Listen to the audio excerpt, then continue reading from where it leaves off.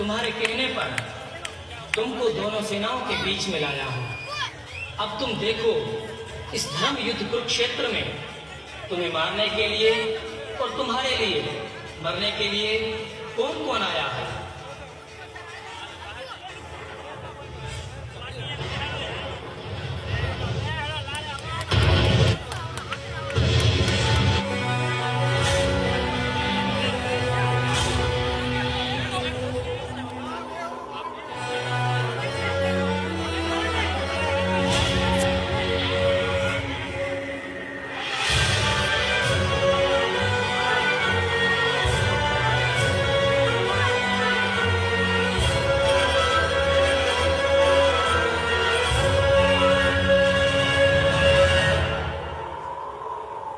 माधव, ये तो सब मेरे अपने हैं। मैं इन्हें अपने इंद्रियों के सुख के लिए कैसे मार सकता हूँ। मुझे तो ये भी नहीं पता कि ये मैं युद्ध जीतूंगा या हारूंगा।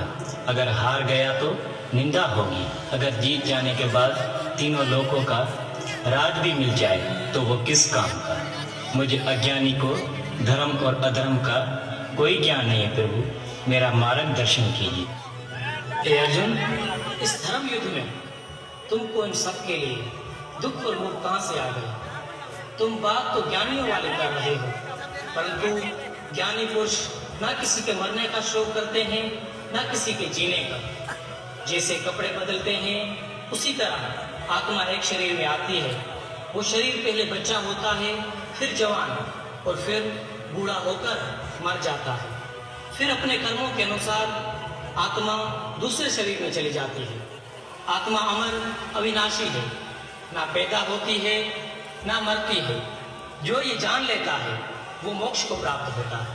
ए माधव, मोक्ष को प्राप्त होने वालों के और क्या लक्षण होते हैं और स्थिर बुद्धि वाले कौन होते हैं। ए पार्थ, जिसको किसी भी चीज की कामना ना हो, दुख सुख, मित्रता दुश्मनी, बुरा भला, लाभ हानि, मोह और अहंकार से जो दूर हो, जो इंद्रियों को वश में कर मुझ पार ब्रह्म में मन लगाकर फल की इच्छा त्याग कर कर्म करता हो, वो निसंदेह स्थिर बुद्धि वाला है और उसी को मोक्ष प्राप्ति होती है। हे माधव, कुछ लोग स्वयं को कर्म त्यागी सन्यासी कहते हैं।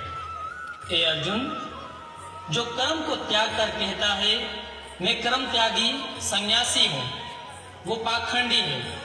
कोई भी जीव एक पल भी कर्मों से परे नहीं रह सकता। हे मधुसूदन, तो फिर कैसे पहचाने कि कौन पाखंडी है और कौन उत्तम है। जो सन्यासी का भेष करके बाहरी इंद्रियों को रोककर पद्मासन आदि लगाकर बैठ जाते हैं, परंतु मन में भोगों की कामना रखते हैं, वो पाखंडी है। और उत्तम वो हैं जो बाहरी इंद्रियों से सब कर्म करते हैं, परंतु मन मुझ में लगाते हैं, मेरा भजन करते हैं। इसलिए तुम भी मुझ में मन लगाकर अपना कर्म करो। तुम क्षत्रिय हो, युद्ध करना तुम्हारा धर्म है। कर्म त्यागने से कर्म का फल त्यागना श्रेष्ठ है। अर्जुन, मैं तीनों लोकों का स्वामी हूँ, फिर भी दूसरों के भले के लिए कर्म करता हूँ। हे प्रभु, मनुष्य की दुर्गति किस कर्म से होती है। जो मनुष्य अपने धर्म पर चलता है वो कभी दुर्गति को प्राप्त नहीं होता।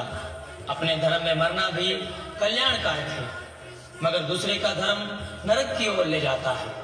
और हाँ अर्जुन, काम और क्रोध दो बड़े शत्रु हैं, इनको मारना ही उचित है, जिससे कोई भी दुर्गति को प्राप्त नहीं होगा।